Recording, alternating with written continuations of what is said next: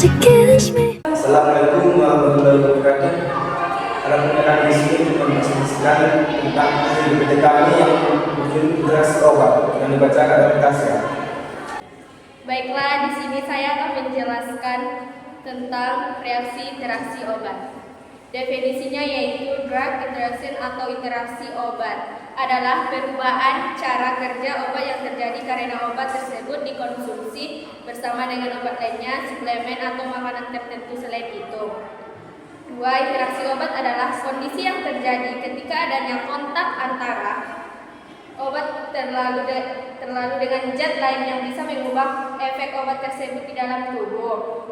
Dan adapun jenis-jenisnya ya, interaksi obat secara umum yaitu obat dengan obat lain atau drug-drug interaction.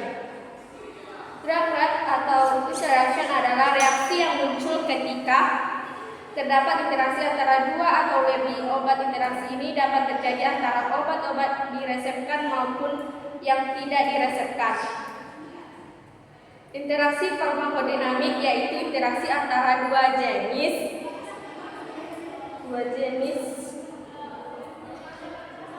obat yang memberikan efek samping yang berupa agonis atau antagonis.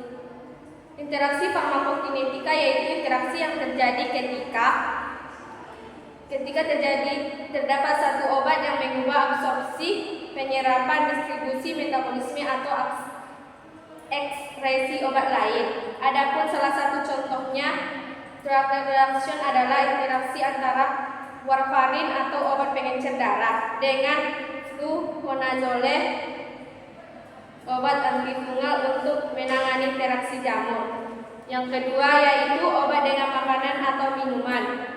Jenis interaksi obat selanjutnya adalah drug food atau beverage interactional. Interaksi ini terjadi ketika asupan makanan atau minuman tertentu dapat meningkatkan maupun mengurangi penyerapan obat ke seluruh tubuh. Peningkatan penyerapan ini dapat menimbulkan efek samping dan menjadi racun yang berbahaya untuk tubuh. Yang ketiga yaitu obat dengan penyakit tertentu. Merupakan jenis interaksi yang terjadi ketika penggunaan suatu obat bisa mengubah atau memperburuk kondisi medis tertentu. Adapun cara mencegah interaksi obat yaitu 1. Membaca petunjuk penggunaan obat pada label resep atau kemasan obat. Yang kedua, berkonsultasi dengan dokter atau apoteker terlebih dahulu sebelum mengonsumsi obat-obatan. Yang ketiga, mengonsumsi obat dengan segelas air putih kecuali jika dokter memberikan saran penggunaan yang berbeda.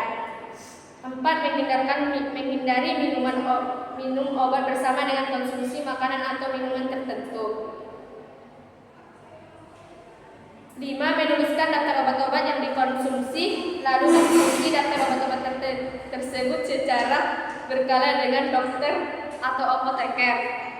Yang keenam, memahami resiko efek samping obat yang dikonsumsi sesuai yang telah disampaikan oleh dokter atau apoteker atau yang tertera pada kemasan obat.